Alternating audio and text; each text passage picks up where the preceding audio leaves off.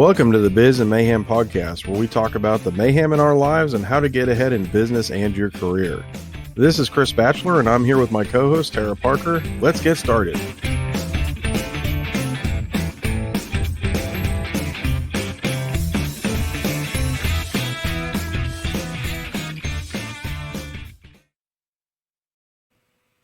Well, hey, Tara, welcome to another week of the Biz and Mayhem podcast. How are you doing today? I'm always good, Chris. How about you? I am just fantastical. I am in the middle of moving here, so my studio here is one of the last things I'm tearing down, and I am surrounded by boxes. So I am glad I don't have any nightmares against box monsters, because I wouldn't be able to sleep in my house tonight. I don't envy you, but I admire what you're doing. I did my move last year, and man, it was a mess. It was so much work. Bless your heart. You know, it's funny, you accumulate so much stuff, and some of it we're getting rid of, and others just like, well, yeah, I remember I have that, or, I've made many discoveries today of things that I had but forgotten about, so. It's amazing the things that... Maybe I'll get some more use out of them. Amazing what you'll store away, and then you realize, oh my God, I could totally use that, or what the hell did I keep that for? Yeah, it's and then there's amazing. the boxes of stuff that's just, you don't want to get rid of it because it's keepsakes or memories or photos or stuff, but it's not necessarily something you're going to look at all the time. So right, it's like packing that up storage. Yeah, I remember to the archives. To the yes, I know. I drove my real estate agent crazy when he convinced me to finally move and sell my house. And I hope he's listening right now. He didn't tell me to not pack. Right. He told me my house will sell quick, but I'm like, bam, we're going to pack. We're packing everything. I had a 3-bedroom, 1-bath house, and he brings the guy in to do the professional photos, and he's like, what's wrong with that bedroom? I was like, well, it's my storage room now. And he's like, what are you doing? Like, packing my house, and that is the storeroom. That's how I'm going to move out. And he's like, right. Oh my God. So he's like, I guess we're going to picture this as a 2-bedroom home, and we'll just list it as 3. And you could feel I think he wanted to throat punch me that day. I don't think he'd ever fess up to that, but I'm pretty sure he was not my fan that day. And we've known each other for 20 years, but that day he learned something new about me. Moving is always a challenge, and I've done it enough times. I've kind of got it down to a system, but it's never fun no matter what. So no, and then the kid, and if your kids aren't old enough, they're really not that helpful. They're more like the kids have been fantastic. My daughter's had her room packed up for like 2 months now. She's when she's her ready new to room go. was constructed. Oh yeah, she's ready to go. So that's awesome. My son got his stuff packed up today, and he's been really helpful bringing stuff up and down, and just doing little odds and end things, and going around and just doing all the little things you need to do before you move out. So, I mean, this is the first move that we've done that they've really been kind of old enough to help, which has been pretty nice. So yeah. I'll have them this weekend, and I'm definitely going to put them to work. Yeah, I know with, I use movers. Dustin and Robin had just chimed in, and Dustin said use movers. And it's like, I used movers, and I had that scheduled down to a T. I'm a project manager. I had that down to the last second. And I'll tell you what, I was 4 hours overdue, minimum 4 hours overdue. Do you know? And I had a discount because these were friends of ours that were moving us that own a moving company here in Wichita. Right. And oh my gosh, I was over. I think I was either $300 or $400 over budget on my move, on the mover side of it. And it's like, oh, God dang it! Thanks to my closing, that was so great. Mm-hmm. But our deal went a little bit over budget, so I originally planned on getting movers, and I decided to go the cheap route at the end. So I've got a U-Haul I'm picking up on Friday, and we're going to do the old self-move thing. So it shouldn't be too bad. It's the more stuff you can put in boxes, the faster the actual move part goes. So that's the theory we've been going off of. So it's not fun, but it's got to be done. And you've got a beautiful house to move into. Those pictures are gorgeous. I can't wait. It's going to be super awesome. That is so great. Has it been the dream project you thought it would be, building your own home? It's definitely been interesting. I really didn't know what to expect going into it, but they want you to make a lot of decisions, and basically every decision you make adds money to it, and and that's you just come to accept that after a while, and it's just part of the process. But it's certainly interesting. I mean, they definitely have it down to a science, and everybody was really great, from the Star Lumber where you go pick the floors out to the electrical place that you go pick out the appliances and all the lights and everything. So it's really been a really awesome process, and it's been a little stressful at times dealing with the mortgage and, all that kind of stuff. So, Nice. but yeah, it's definitely worth the hassle. So, It's worth the hassle. It's me, I like the easy button. I don't like anything to be, you know, a pain in the butt. And no, well, there are nobody definitely parts does. of that process that are a pain in the butt. So, Oh yeah, I've watched you go through it, and well, it looks like fun, but it also looks like a lot of thought, a lot of. yeah. Well, it was, I'm an engineer, right? So I can't just do stuff. I got to think about it. And that was part of the curse, right? Was trying to visualize how it was all going to work. But it was really cool because I got to go into different houses and see the layouts. And so I picked the layout that I liked and then kind of tweaked it from there and then picked colors from other houses. So that made it a lot easier. Definitely would recommend that if anybody's going to do that process. So. Oh, still recommend movers, and I'm getting texts that said you should have hired movers. You didn't budget well. Somebody I've Yeah, got my real estate agent these just texted me, said you should have hired him if you needed movers. He'd have kept you in budget. yeah, these people don't know me. I do everything the hard way. He does, folks. I'm telling Yeah. you, I've been I've been at his beck and call for that reason, because he does things the hard way. But Uh, it's a great challenge. Lots of great experience. I've yeah. developed so So much under you. with that, let's go to the newsroom. This is the newsroom.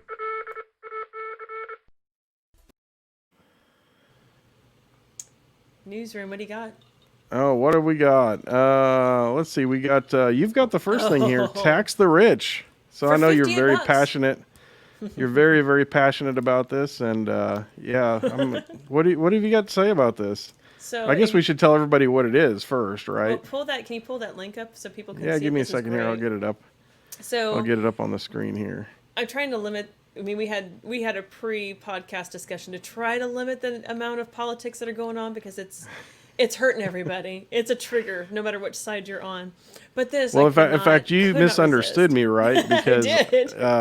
you thought I said no I politics, and know. I I was said like, try I and got, keep it to a dull I roar. got nothing to work with if I have no politics. Come on.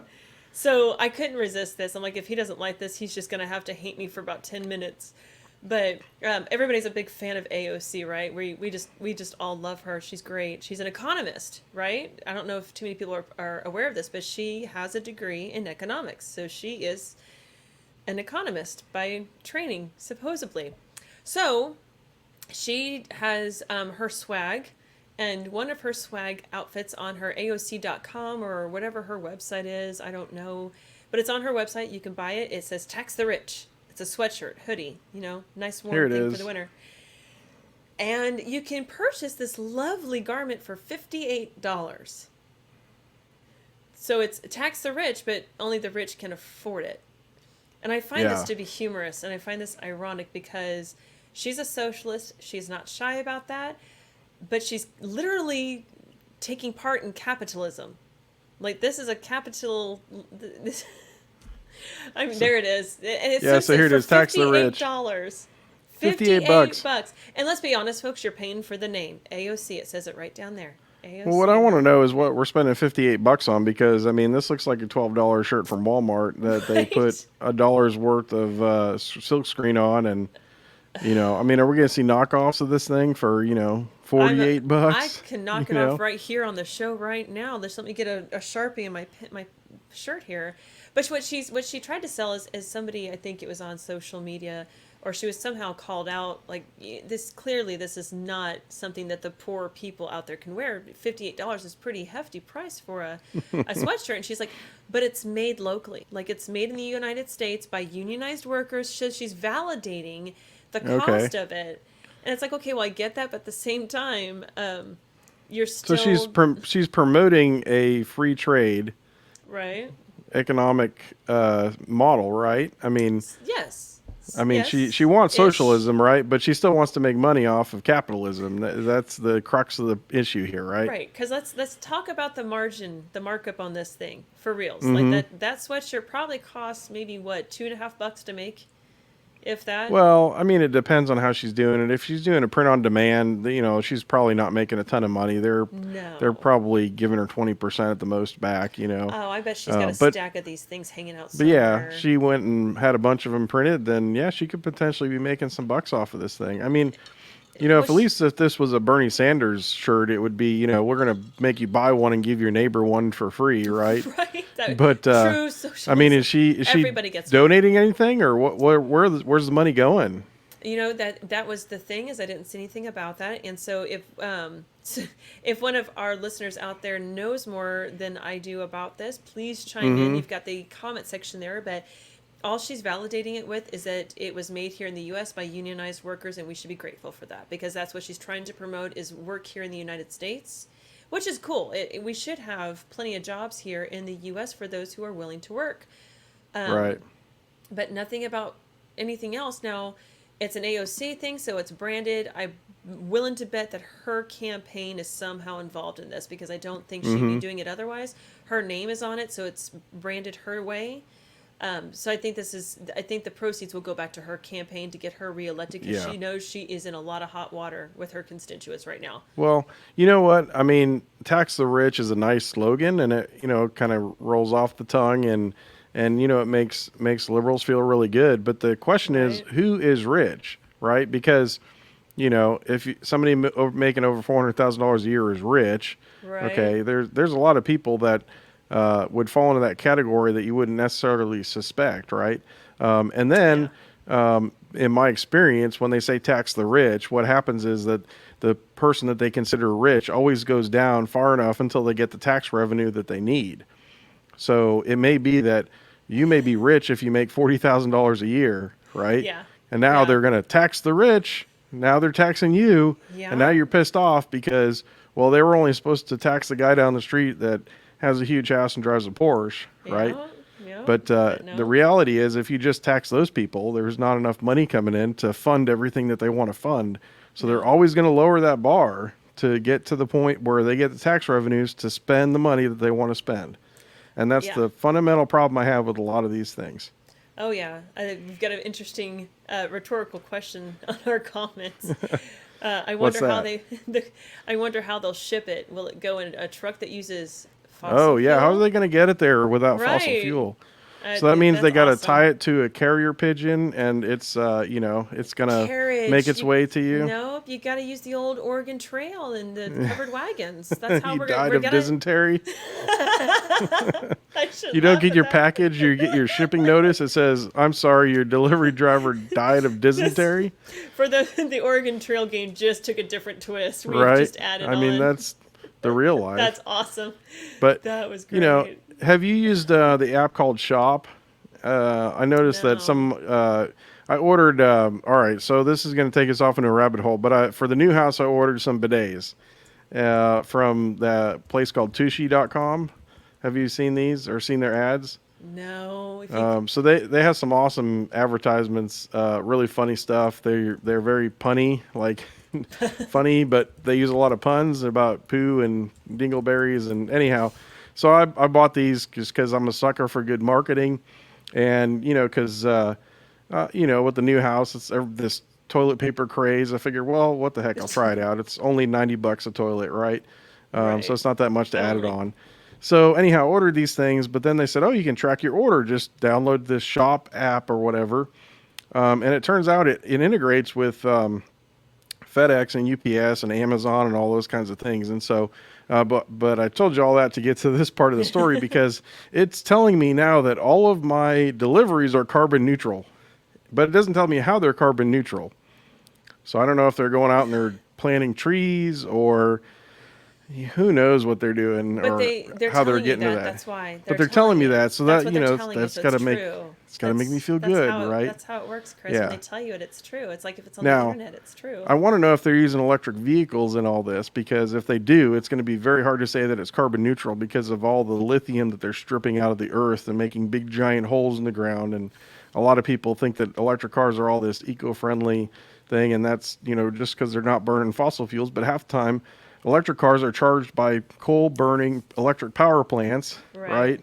So I think there's a lot of misinformation out there, and I sure wish people would do their research and really figure out what's going on. So, but that independent research that promotes independent thinking, and our media doesn't want that. That's not. That's not how it works. Yes, no echo. That's somebody just commented on no Yeah. echo this So week. we're redoing, for all those that are watching, we're redoing the topics from last week because, well, I was moving and couldn't record an additional one.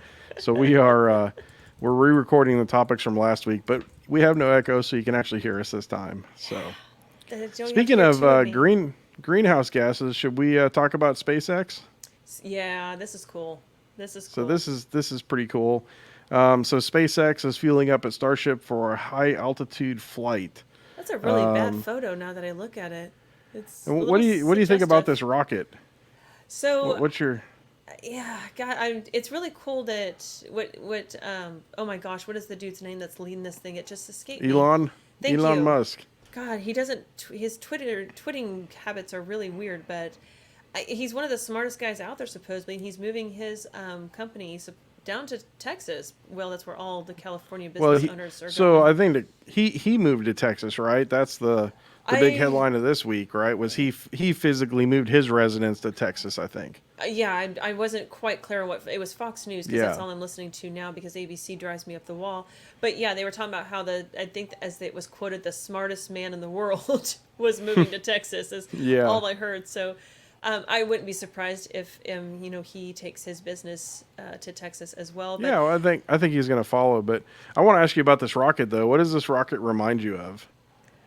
that's what I was trying to say. With the photo's not exactly appropriate, and I just got a text asking me the same thing because they weren't going to put it. Clearly, weren't going to put it on the open chat. Oh, they can. Come on now, we're all friends I was going to here. say who just Come on. yes, it looks like a penis. That is not okay. Well, not only does it look like a penis, but it reminds me of the rockets that Wile E. Coyote would build Oh when he my was trying to get the God. Roadrunner. I mean, doesn't this look like this thing showed up in an Acme crate? I went to You know, like- adult. I went to adult on that. I You went wasn't the being other a way. I went child. child friendly. Okay, because so clearly we can tell who's who in this show. Right? But no, doesn't this look like Wile E. That's Coyote's scary. rocket? Yes, Doesn't it it? does. I That's think kind we of, should. That's a little disturbing. Oh, In fact, I would be disturbed if it doesn't say acne on it somewhere. It's not going to. It's not going to. Well, we That's certainly exactly wish them what- the best in the launch. It's certainly never easy to put stuff up into space. No. And Did you see the last launch? Were you able to watch his last I attempt? just watched a little bit of it, yeah. And man, it's amazing stuff to watch. I mean, all the stuff that goes into a rocket launch is just phenomenal. I mean, when I was a kid, I wanted to be an astronaut, so I, up through high school, was really big into the space shuttle and learning about all that kind of stuff. And it's just extremely complicated, and there's a lot that can go wrong really quick. So, Yeah, there is. That's why it's all rehearsed and put together down to a T. And it's not like typical project management in the worlds that we live in, Chris, where you can Right. go off budget, you can go off course, you can go off track, and that you still get the deliverable. It has to be delivered when you say it's going to be delivered. There's no ifs, ands, or buts Yeah. because lives are at stake. Right. But I did get to watch part of that last takeoff, and that was a big part of our childhood. Was when NASA would put a ship up into the air, into outer space. That was a big part of, wow, that's Oh, yeah. cool. So today it's kind of an emotional thing for me. Like I still get a little teary-eyed watching these things as they take place. And you get to be in the cockpit with the Yeah. pilots. Like you get to Oh, yeah, see the whole the streaming now is process. amazing. I mean, Yeah, because who would have thought? Like they still call controversy to walking on the moon, but it's like, God, you can't. how do you just refute that? can't. I know it is really I mean, cool. Especially awesome. when things happen that aren't expected, right? And I mean, it's yeah, I think the moon conspiracy things are interesting, but I think largely they're not. A lot of people believe we went to the moon, and I think that we did. Oh, I think. I mean, clearly we went somewhere. Look where we're going Yeah. now, and I still get really teary eyed. It kind of, I think that shows you the difference in the grasp that our generation has versus like my kids, our kids' generation. They don't care about. Oh, we're going up to the moon. Big deal. I got a Snapchat that got 15,000 likes in 2 Yeah. minutes. it's To a them whole that's different.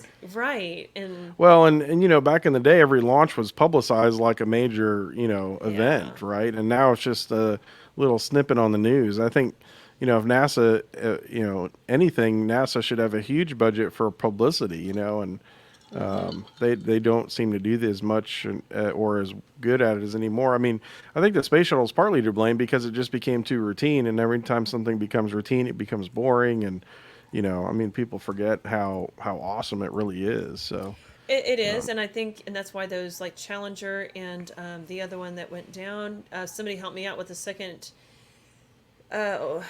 tragedy that when was they it were. Enterprise? No, it wasn't the Enterprise. That's a movie. No, there was a one that the Challenger exploded on the way out, and the one that exploded That on the was way. The one there was one that came back in. yeah. Not Liberty. Somebody help me out. Somebody on the audience chime in because you know which one that is. But when those things happen, you feel like it's very close at heart, and you get really attached to. It's emotional. Like you know where you were when Challenger exploded, and you know where you were. Right. What? Columbia. There it is. Yes, thank you. Columbia. You looked Yeah, I that don't one know up. why I should know that. I don't know why. You would think we would both know that, but no, we Yeah, did not. we should.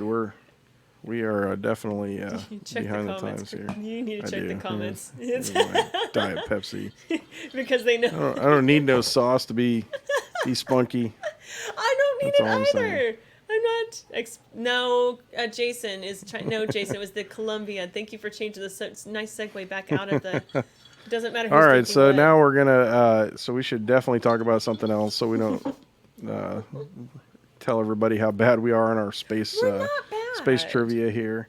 Oh So the well, next there's one I that. have is about some Israeli scientists have got some cool stuff here, and they have claimed to reverse the aging process, which is pretty sweet. It is, and it is. And real quick again, if you're watching again and you missed out, we are repeating some things because of the echo from 2 weeks ago. So Yeah. bear with us and repeat your comments. But yeah, so anyhow, they've figured out how to how to make the how to basically stop the aging process through the manipulation of I think proteins is what they were doing here. But Yeah, yeah. really amazing stuff, and I guess it opens up a lot of interesting questions, especially some morality type questions. I mean, if you could live forever, would you want to? And I mean, the planet's not designed for people to have an infinite life cycle. So, No.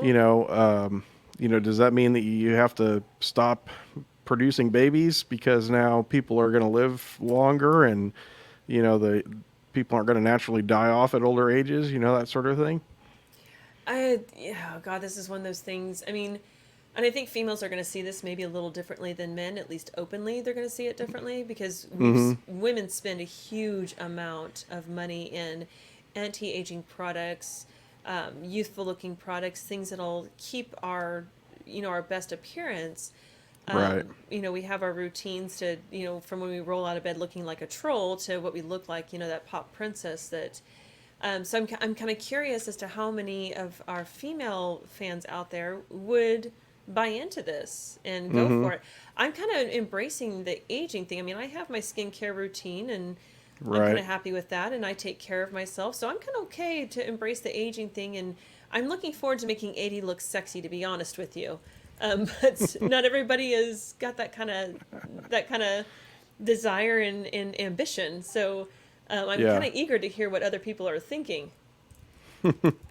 Yeah, I think it certainly brings up a lot of interesting questions, right? I mean, it's there's a lot of different places this could go, and the question is, I mean, what happens if you decide to live forever, but your entire family decides, I'm not going to do it because it's too expensive, or I've done my time, and then do you become basically an orphan, from the rest of your family because they're all dying off, Right. and then you have parents or having to watch children become old and pass away, and I don't know. I think there's a lot of there's good that can come out of this, but it's certainly a slippery slope.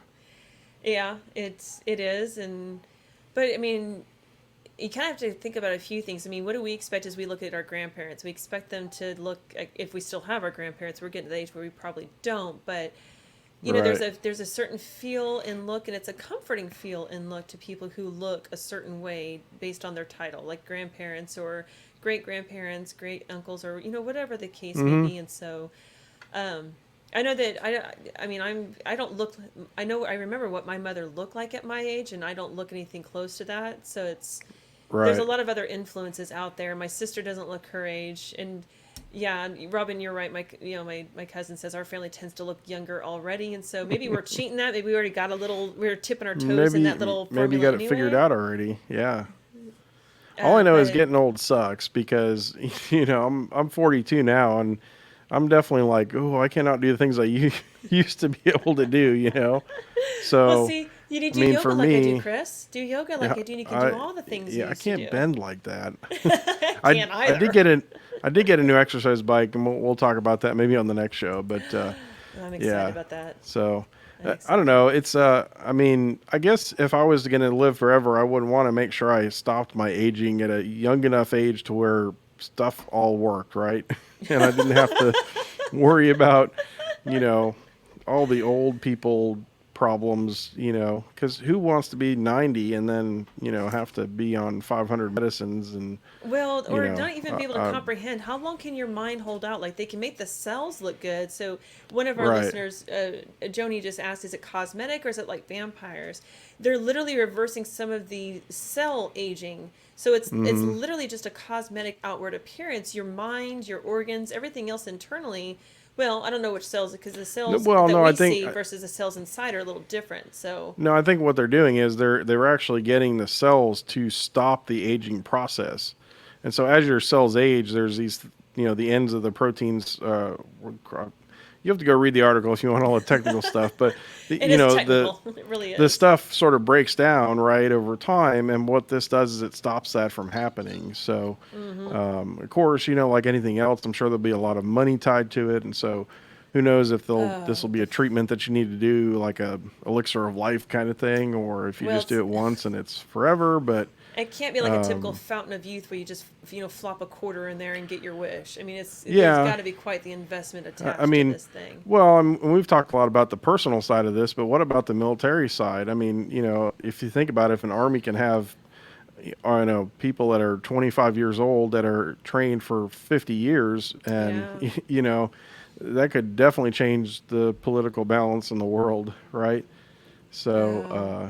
definitely some interesting stuff to talk about. But it'd be interesting people go read the article and tell us what you think about it because Yeah, I'd love to hear it. That'd be interesting. so well. So Mm. speaking of the circle of life, are you ready to talk about Baby Yoda? We're gonna do this again. Oh God, We Robin, have to don't do this. start. Oh, We have to God, do this. I You're know. gonna have to watch. I'm gonna have I to. need to watch this. What You is this know, show again? What is this The stinking show? Mandalorian. It's called The Mandalorian. Mandalorian. All I can think of is DeLorean. So I think Back to the Future. That's all No, I man, can. Mandalorian. Yeah. Mandalorian. So Mandalorian. uh, basically, this was a couple episodes ago. Baby Yoda was on the spaceship, and they had a passenger who was a frog lady, and she had eggs that were she was bringing them to a planet so her husband could fertilize them, and the eggs were these little round thingies in a liquid fluid, and so anyhow, Baby Yoda kept kind of snacking on them, and that got people really upset. I It's can't. because I can't. I can't.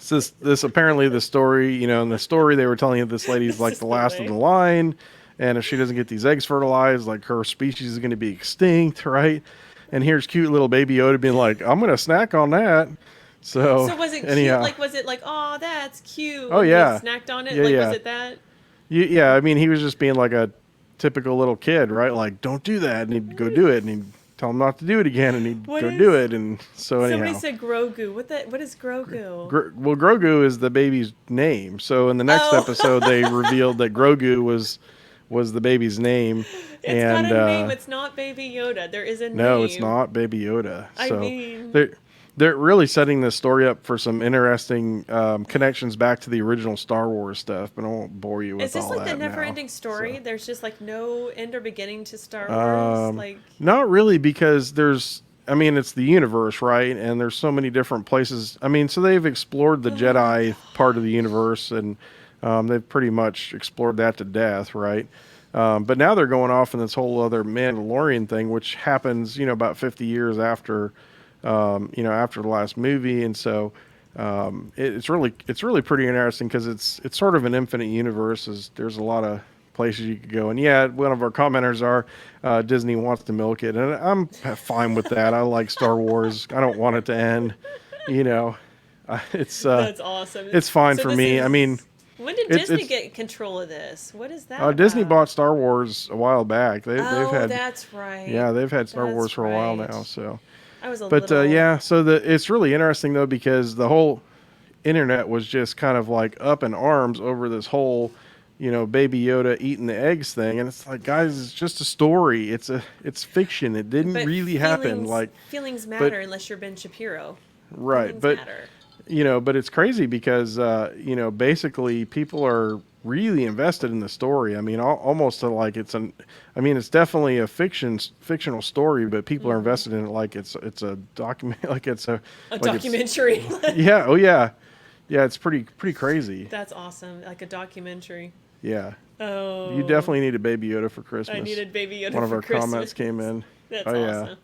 Let me. You know my Maybe we address. should. You know what we should do is we should watch. I bet we couldn't do this for copyright, but it would be great to watch this kind of like live and let you, and do kind of like the Mystery Like Science tell me. Theater 2000 commentary on it.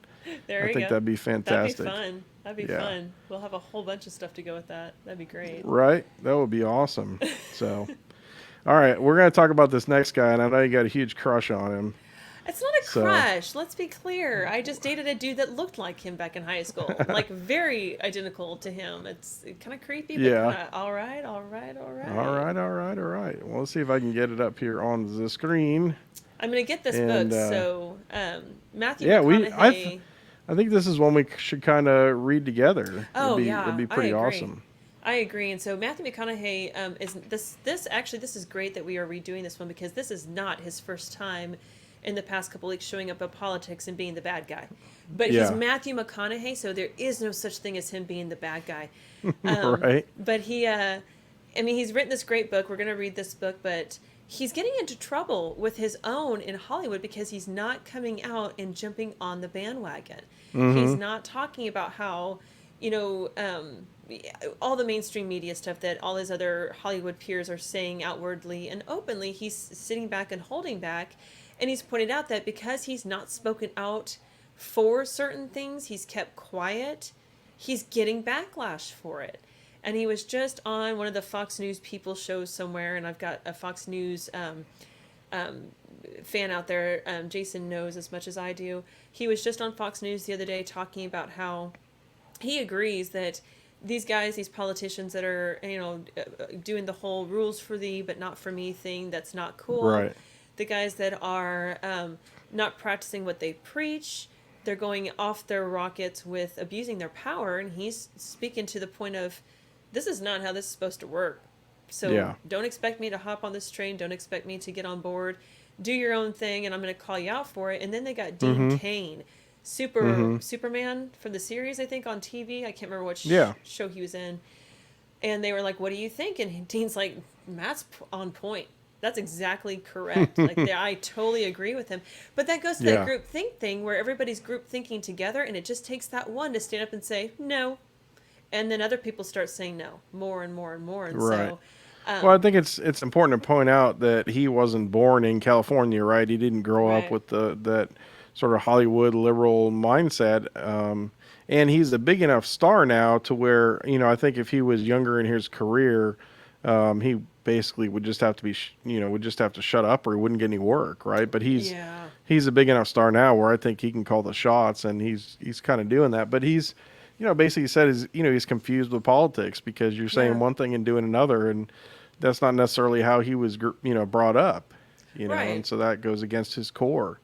Yeah, it does, and it should, because that's, and there were some things. Oh, excuse me. There's some things brought up on Facebook through our post where I asked some of our viewers, what do you think about these politicians that are breaking their own rules? Are they above the rules, like cops are above the rules to go catch a villain that's, a real danger to society or whatever?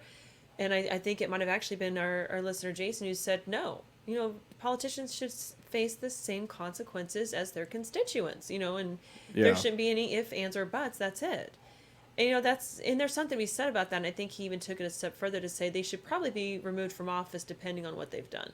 And it's not like necessarily major things, but we're talking about these mandates where people are taking COVID very seriously to the point of life or death type of mentality. And you've got Right. these politicians who are, you guys stay home. I'm going to go down to the French restaurant down the street and enjoy my life. But Yeah. y'all stay home. You Right. know, where, is there a consequence of you need to be taken out of office because Well, I, clearly you're not exhibiting the right example?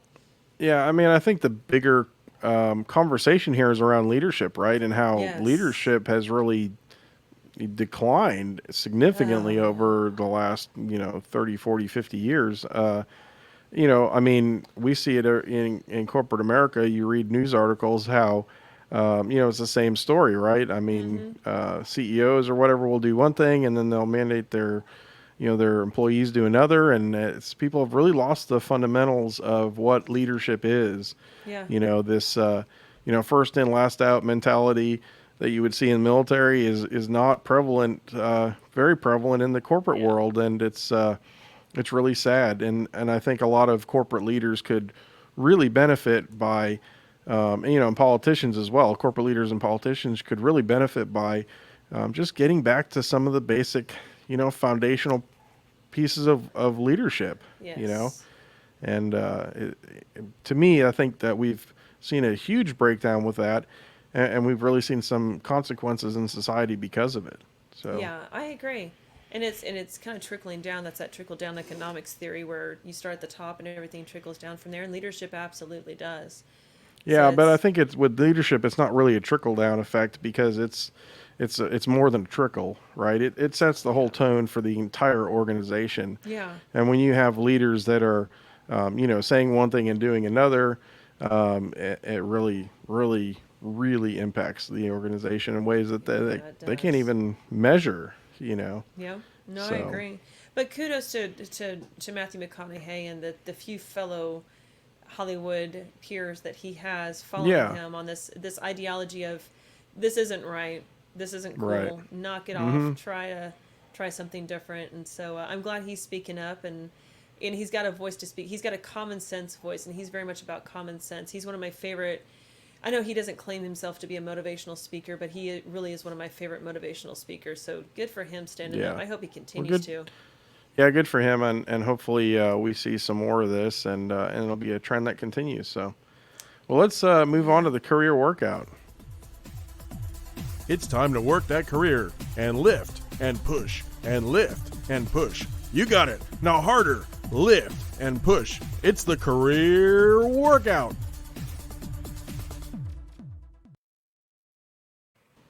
So this week on career workout, you've got a topic here for us: 8 critical steps to creating empathy in the workplace. Empathy. So, Yeah. for those that are not aware, what in the heck is empathy, and why would we want it in the workplace? So, empathy is, if you're going to put it very point blankly, it is the point at which you find a connection with somebody. You find a common connection with them. So, for you and I, it could be that we understand we come from similar backgrounds, and those backgrounds are pretty specific, and we can connect on those backgrounds. We may not be able to connect on much else, but we can build on that connection and develop a well-working relationship, which is what we've done. And so, some people kind of think empathy as being a hand-holding type of ordeal, or walking on eggshells, or tiptoeing around the sensitive, and that's just not the case. There, Hmm. there are those situations out there, but when you're talking about empathy, it means you understand where somebody is coming from versus what they're going through. And so, a great way to put it is, if any of you Brene Brown fans are out there, she had this really cute little cartoon where a little dude is down into the hole and he's kind of stuck in this little well, and the other friend is like, "Hey, you want a sandwich or something? Are you okay down there?" And that's like sympathy. Like, I get where you're at, but I don't want no part of that. And empathy is like, you get down the hole with them. You're like, I know what it's like to be down here, and I know the way out. Or Right. I don't know the way out, but I'll sit here with you until you kind of figure it out, and then I'll follow you.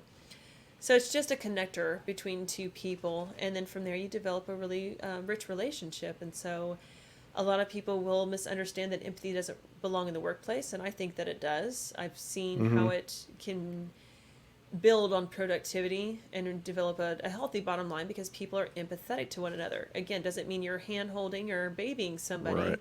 but it does say, hey, I understand what you're going through. How can I help you? oh, I can, or oh, I can't, and you move towards whatever that next step is. Yeah. And Well, I so, mean, when you have empathy for somebody, you literally put yourself in their shoes and try and see things from their point of view, perspective, which yeah. can be really helpful in business. I mean, let's be Yes. honest, in the workplace, if you can do that with, somebody who you're negotiating with, whether it's a supplier or another employee or whatever, Yeah. that's really helpful with negotiations and just with the personal, with your relationships with your coworkers. If you're empathic with them, chances are you're more likely to get them to help you when you need it. Right. Versus, but it's worth talking that it's not being sympathetic to them, right? Yes. Because when you're sympathetic, something bad happens, you're like, oh, I'm so sorry. I mean, that can feel like an empty kind of thing a lot of times, right? Right. Like you're just saying that because you're supposed to say that to be polite, right? Right. That's And the so, socially acceptable thing to do. right. So being empathic is takes a little bit more work and Yeah. definitely takes a lot more self awareness. So let's Yes. run through these things here. There's Yep. 8 points on here. There The first point is. is rethink Re- how you listen. yeah, so this is very, there's a common mistake that we all make when we're listening to somebody. Oftentimes we're listening to interrupt, we're listening to respond. So you kind of listen to somebody, you wait for them to take a little small breath, or you just jump in as soon as you hear something that you don't agree with and you try to get your point across. When you're Right. trying to develop empathy with somebody, and I actually, when I do public speakings about empathy, this is one of the things I bring up. When you listen to understand. You can get your points across and you can have your time to speak, but you need to listen where that person is coming from, because you might Mm-hmm. be surprised how much more you have in common when you do that, or how much Right. that you're actually coming from the same place when you listen to understand. And then mastering the art of asking questions. We all think we know what somebody else is doing because we've been there, done that, got the t-shirt type of mentality. When Yeah. actually, if you just sit there and say, wait a second, that doesn't, I think that makes sense, but let me ask this anyway. And it's kind of one of Mm-hmm. those things of, this may sound like a stupid question. And that's a great way to start it out, just to say, I saw you do this, did you mean to do that? I Yeah. heard you say this, is this what you meant? They're clarifying questions, they're exploratory questions. And you may get the answer you thought you already knew. It's better to actually hear that answer versus just assume you're correct Right. and carry on. And then you walk in your coworker's shoes. You just touched in on this, trying to come from their perspective, understanding what they're going through. Walk a mile in somebody else's shoes. It doesn't mean you have to go through what they've been through, but you kind of stop and think, that was my situation, what would I do? If that was what I Right. was going through, how would I handle it? And try to get down to their level, or get to their level. I guess saying getting down to it sounds negative for some of the Yeah. new Well, and things more going on out there. importantly, I think it's important that you ask yourself, if I was going through this same thing that this person's going through, how would I want somebody to interact with me? What would I want them to say to me? What would I Hmm. need from them? Those are the sorts of things I think that really help you be empathic. I think so, and there's kind of a twist to this. I remember in fifth grade, which is Mm-hmm. kind of an odd thing. We had a substitute who was talking about whatever subject matter, a little off key from the curriculum, and she Mm-hmm. said, "I would like to think I would do XYZ thing," and that really stuck with me. I would like to think that I would do this. Mm-hmm. So we always think we know what we might do, but when we're faced with an actual matter, we probably do something completely different because the emotions get to finally set in and become Right. real. Avoid making assumptions. Kind of touched on this a moment ago. It's easy to assume you know somebody and therefore you know what they're going to do. There's some people out there you can surely do that with, but at work, you probably don't know those coworkers like you know your people in your home. So Right. Yeah. flat out ask them that way. If you're right or wrong, at least you know, and you can work off of that. Mm-hmm. Learn how to prioritize your problems. Pick your battles. It's as simple as that. Yeah. If somebody's leaving Yeah. the grounds in the coffee pot, like the Keurig, which Yeah. somebody used to do at my office, let it go. It's really not that big of a deal. Go home and yell at the kids at something like that. Don't yell at your coworker. That's kind of silly. Yeah. Or don't yell at your kids because they don't deserve to be yelled at over that. Just I mean, there's that too. yeah. I mean, whatever. Treat your kids however you want. Yeah, It's fine. but there's a fine line there, right? I mean, you have to Yes. definitely. I mean, there's times when you need to speak up and let your opinion be heard, or let people know how Yes. they're hurting you, or that sort of thing. So we're not. I don't Right. think we're saying that, right? But you know, definitely pick your battles is probably what you're trying to get across here, And right? so, if you're a good example, leave the maybe the break room you can leave alone, but if your boss keeps hijacking your meeting that you're supposed to be facilitating, they won't let you facilitate it. That might be a good opportunity to have a conversation in private. Don't call them out in public. That's never a Right. good thing. Yep. But pick your battles. And if you're getting upset about the coffee pot, there might be an underlying feature there. Don't keep your coworkers at arm's length. So I am one of the most private people at work. I'm very open and I talk a lot to people. But most people be like, "Oh, I know Tara. She's fun. She's smart. She's this," but they can't tell you anything private about me. And Right. I just keep it that way. Because I just I keep work and home separate for the part. Especially if I'm not going to be working closely with you, there's no reason for you to have unnecessary information about me. Right. But if you're working more closely with somebody and you want them to trust you and you want to trust them and develop that sense of empathy for each other, you might have to share a few personal details, but don't get too personal. Like, use some common sense there. Like, you've got a few kids, you're a single parent, you're not a fan of your husband most days, but you make it work. Keep it light. Don't Right. go and they're not your Yeah. counselor, but they can be a friend. Mm-hmm.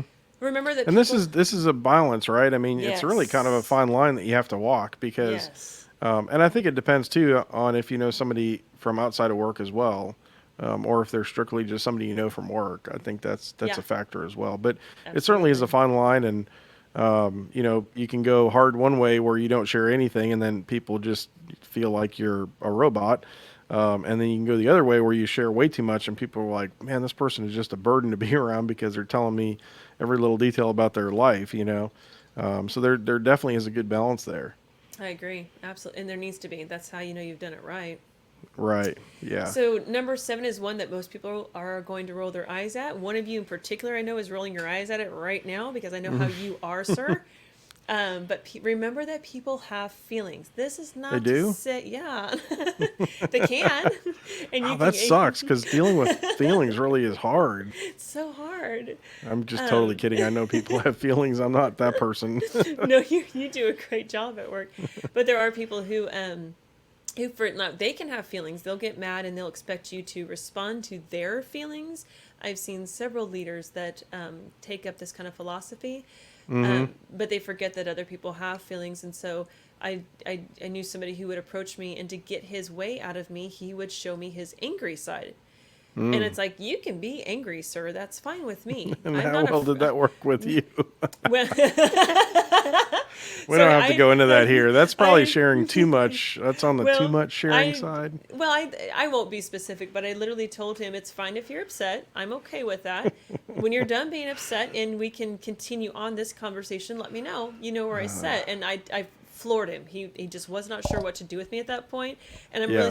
I'm kind of really surprised my Now, boss didn't come up with a conversation did you tell with him me. in German? Because when you say stuff in German, it sounds extra angry, even if it's super I've heard awesomely that. nice. I need to ask Bo to teach me some German because Yeah. he can help me with that angle. So, Yeah. I and learned a then, little bit when I was going to Germany a bunch, and you definitely sound angry all the time if you're doing it right. well, I was just watching Indiana Jones, and a lot of those guys speak in German, and they do. They sound like unhappy people. What is wrong with you guys? Well, they're Lighten British people up. talking in German, and they're not. Right. I don't think a lot of them are real Germans, but Probably not. yeah. But I So mean, they look great. last one on here is accept that empathy doesn't happen overnight, Yeah, in all of the which is discussions that I give, and all of the in the presentations that I give about soft skills, and when we talk about empathy, empathy is the most difficult skill to develop if you don't already have it, and it takes the longest to develop, because it's you want to confuse it with, oh, I have to be nice to this person because they'll get their feelings hurt, or I have to walk on right. eggshells. No, Yeah. you need to find a way to connect with somebody you don't think you like. Mm-hmm. You have to connect with somebody that disagrees with you most of the time. And I'm getting Right. to be to the point where I don't know if I like or dislike somebody as much as I don't align and do align with them, is what I've learned about myself. Right. And I find that I will find some way to connect with somebody that I'm like, I'm not going to share my wine with you. And if you know me, that's a big deal. But I will work with you because I value this thing about you. So Yeah. give yourself the patience and tolerance to develop that sense of empathy, because you're going to need it. And now I preach mostly to a bunch of IT professionals when I do preach it. And Mm-hmm. those managers that I talk to, they want this skill more than anybody. So this is not just me talking. Your bosses want this too, folks. Yeah. Well, it's fair to say this has been a hot HR topic for a while, right? Is how to get people Yes. to be more empathic, because for so long in the corporate world, feelings was bad. Like Yeah. feelings was off limits. You weren't allowed to feel, No. right? Like just go back to the Christmas Vacation with Clark Griswold, right? And that was corporate culture really for the last 100 years, Yep. and so Yep. bringing a more human side to that culture is difficult. I want to go back to this one: master the art of asking questions. Yeah. And for those of you who are leaders out there, I would encourage you to ask more questions, because when you're dealing with people who are subordinates, or people that are work under you in some way, if you don't ask them any questions, then I can tell you for a fact that they're going to rate your leadership skills not all that high. I think good leaders ask a lot of questions, and I think that's where a lot of leadership can really improve, because they've gotten to that level where they're supposed to know everything, right? It's Right. okay to ask questions. Find out more about what you're talking about. Ask details. And Yeah. really try to understand it, because when you try and understand the problem from the other person's side, that's when you start to make that empathic connection. Yep. I agree. Totally agree. So Good stuff. good stuff. Good stuff. Well, should we go on to our career fail? Career fail. Yeah. Career fail of the week.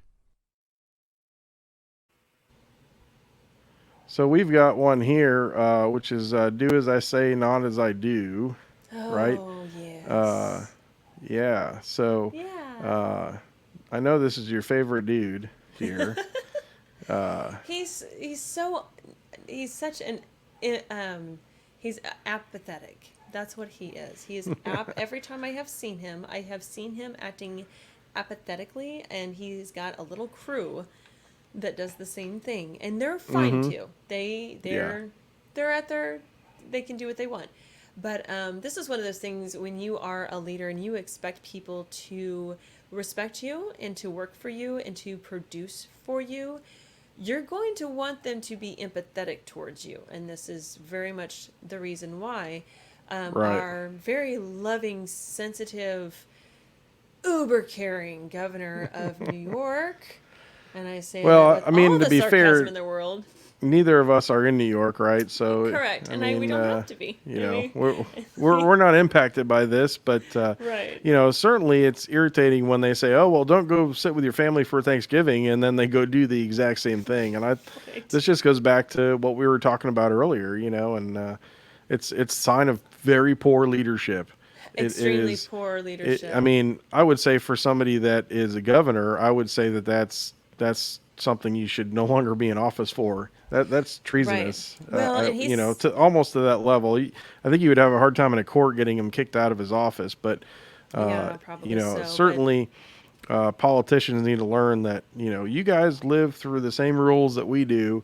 This is America, and we've seen a big shift on the liberal side where they almost want to go back to where the monarchy of England, and some of the older ways of governing, where the royal class has different rules than everybody else. And this is America. That is not how this works. no, go back and read some of what England has gone through and continues to go through. I mean, Brexit is Mm-hmm. a great example of what's happening over there and how monarchy and politics, uh, this situation entirely. And this is a couple weeks old, but it's continuing in the news today, where you have governors such as Gavin, what's his face from California. Newsom, Thank Gavin you. Newsom, he did the same Yes, thing, he right? did. Yes, Yeah, that was my reference yeah. to the Do French as I restaurant from say, earlier. Not as I and do. not as I do. Yeah, Cuomo, and then the New Jersey governor, and these seem to be they're all yeah. Democratic governors. There is Mm-hmm. not a single Republican governor doing this, and that's what I find really sad is that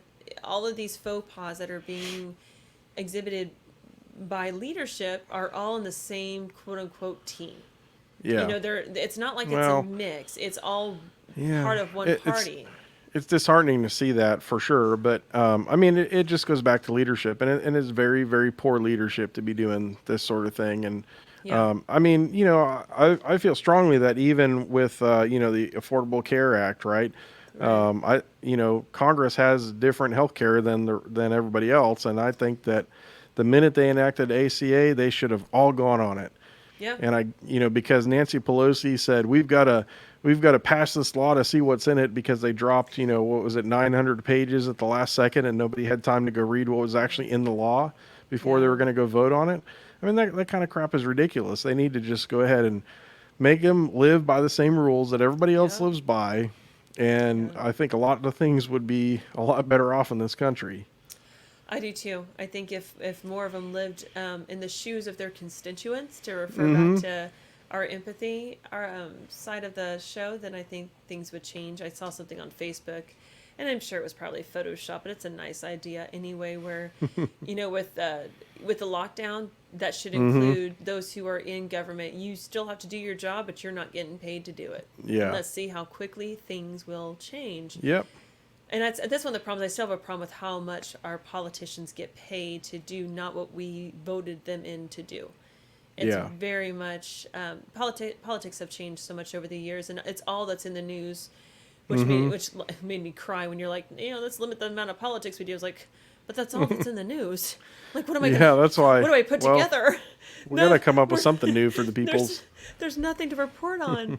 But when you're talking about people following your leadership and people wanting to do, I mean, the whole point of leadership is getting people to do what you want them to do because they want to do it. Right, not because you're forcing them to do it. Sure.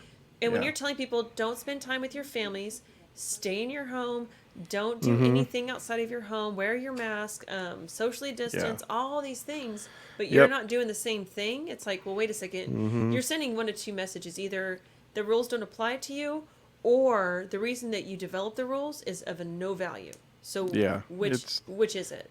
It's crap leadership. It is crap leadership. I agree. So speaking of working from home, let's talk about some things that are useful there. Yeah, we can do that. Let's talk tech. You're in the IT corner. So what I've got here are 50 things that are, 29 things that are useful under $50 to help you from working from home better. So I know we have a lot of people that are working from home, and not everybody's home is, me too. We may pop our laptops open on the couch, before this whole COVID thing, but nobody was really working long, hard hours at home, So I just thought this was kind of cool. There's a list of stuff that there's some truly useless stuff in here. So, take this with a grain of salt. That's awesome. But, there's this time cube thing where you flip it on a different side and it'll record how long it was on each side, so you can keep track of what you're doing. There's things like this wall charger to help you free up, make more room. That looks like something that was in the National Lampoon's Christmas Vacation. Probably. It looks like there should be some sparks coming out of the bottom of that thing. There's a lot of lights. And then there's this storm cloud thing, which I think you had mentioned. You knew somebody who had one. It kind of will mimic the atmosphere outside, the weather outside. I gave one to Bo last year for Christmas, thinking it was a great gift. I'm pretty sure he rolled his eyes at me. I'm not sure he turned when he did it, but I thought it was cool. That's all. Yeah. So there's a printer stand here, which is a good idea because you can save space on your desk if you just kind of stick the printer underneath where you're not going to use it. And then Rocketbook, which is, I know, something that you've been wanting to try and that I've used in the past. I need to come get yours. Yeah. Rocketbook's pretty cool. It's an erasable notebook. If you use a special kind of pen, you can erase it with water. And then it has an app where you can take pictures of it and then send the pictures of your notes to all your different, Dropbox or Evernote or whatever. That's awesome. Anyhow, I'm not going to go through all these, but there's some fun stuff in here. Dry erase marker board thing, Wi-Fi extenders, that kind of stuff. So these are all under $50. So, have fun. Have fun. Enjoy. Work from home efficiently for $50 or less. Well, multiples of $50, right? Multiples. Pick one. Pick one. All right, on to Media Madness. Welcome to Media Madness. So we've got a couple of books here. Mine is called Pitch Anything, and I'm going to see if I can get it up here on the screen. Whoops, I'm on the wrong thing here. Get it figured out. You're the Get tech dude. Get your stuff together here. Get your stuff. That's not the H word. So this is a book. This is a book I had to read for one of my master's classes. Ooh. And of course, I'm doing a master's in media psychology, which nobody really knows what it is. I have to explain it to everybody. I know what it is. Well, only because I've explained it to you. Hey, shush. But this, but it's basically it's a lot of it is this class was spent around transmedia storytelling. And one of the things we had to do in our class was to do a pitch, right? So this book goes into the your brain and sort of the psychology behind how your brain processes new information and things like that. And so it's a really good book, and it talks about basically how to arrange your pitch and how to do things in your pitch to get past sort of the different layers of the brain. Because you have your oldest part of your brain, which is the reptile part. Yeah. And that kind of controls breathing and then flight or fight, kind of thing. Yeah. And believe it or not, to get higher order information to process in the other parts of the brain, you have to still get through that fight or flight response. Right. So this is why, if you start your presentation out with a lot of boring detail, you're going to turn people off because the brain just goes, oh, well, this isn't important to me. I'm going to, I'm not going to process it because the brain only wants to spend time processing stuff that it deems essential, right? So you have to build your pitch in a way that is exciting enough that your brain goes, oh, this is good stuff. I need to know this, right? Exactly. So anyhow, it's a pretty good book. I would recommend it for anybody that does any sort of presentations or any sort of sales stuff. It's really kind of a good deal there. So what have you got? What have I got? Let's see here. So my Media Madness is a podcast because I've been podcasting like crazy to figure this whole podcast thing out since, we have one. Kind of makes sense to know what they are. Right. And so if anybody knows me, then they know I'm a big believer in emotional intelligence, which I know you hate that term, Chris. I don't hate it. Okay, hate's a strong word. I just would say I would prefer we called it something a little more accurate.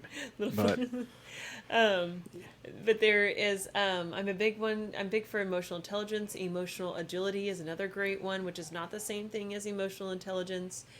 But to look at emotional intelligence, this is kind of a discipline of mine. It's a big part of my coaching and writings.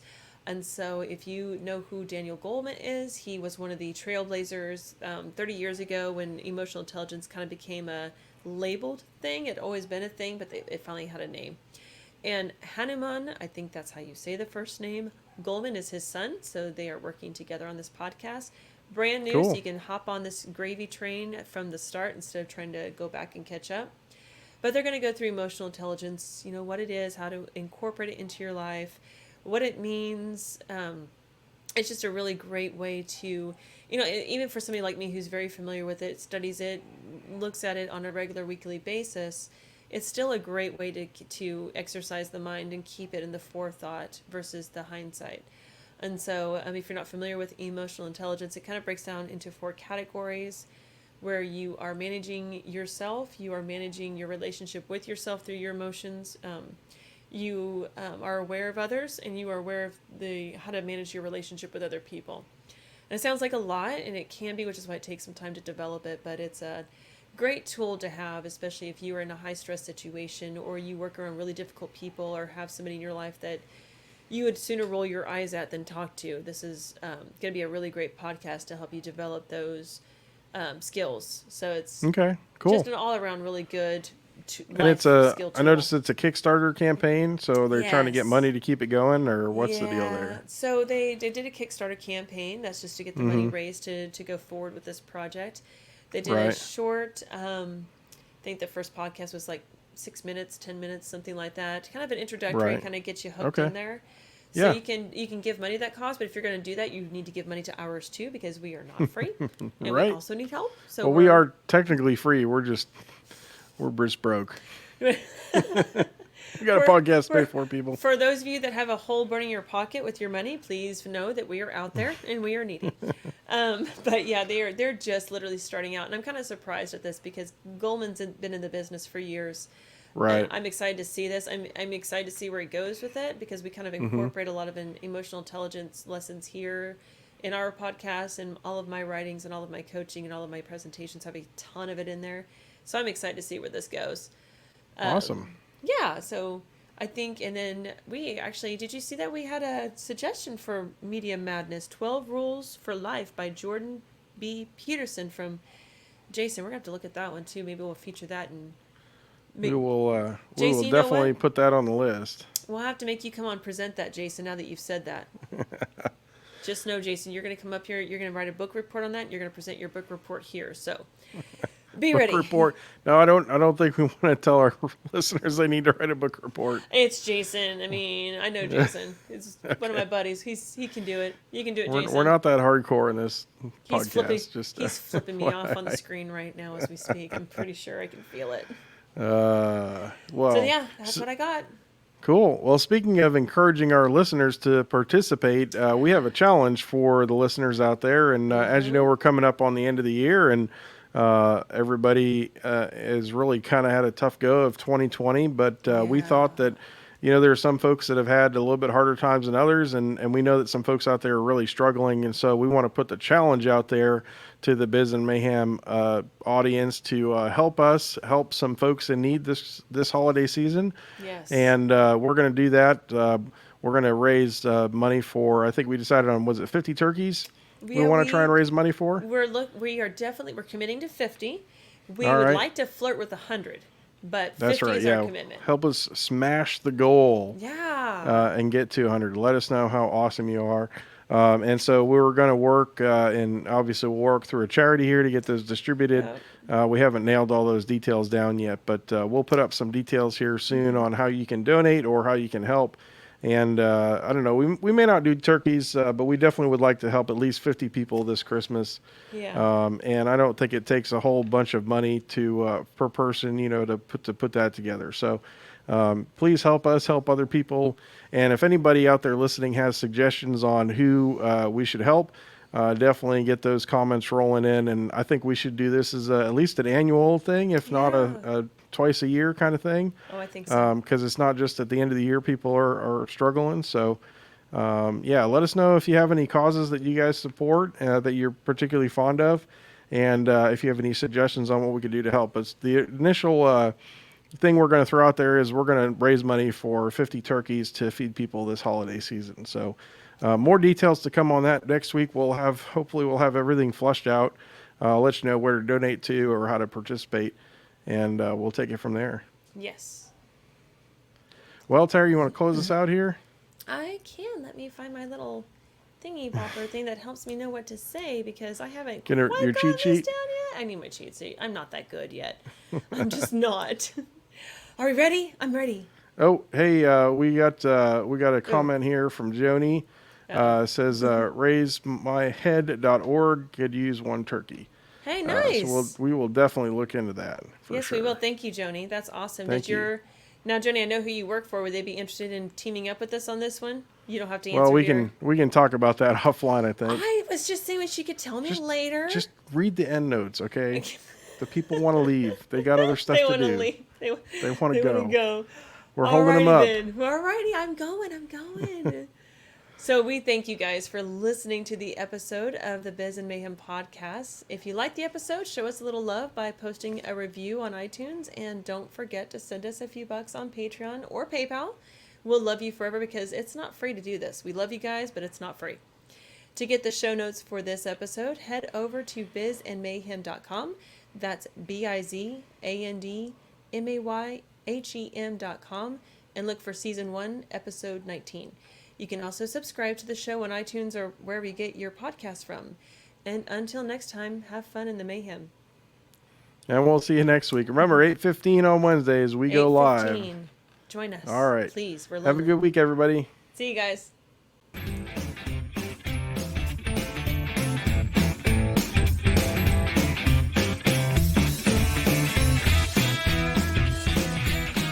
The Biz and Mayhem podcast is produced by Check 6 Creative Studio. If you have a podcast or been wanting to start one, let us know. We'd love to help you produce and edit your podcast. We'd also love to work with your business on marketing and video production. Visit us on the web at check6studio.com. That's CheckSixstudio.com. Let us know you heard about us on the Biz and Mayhem podcast.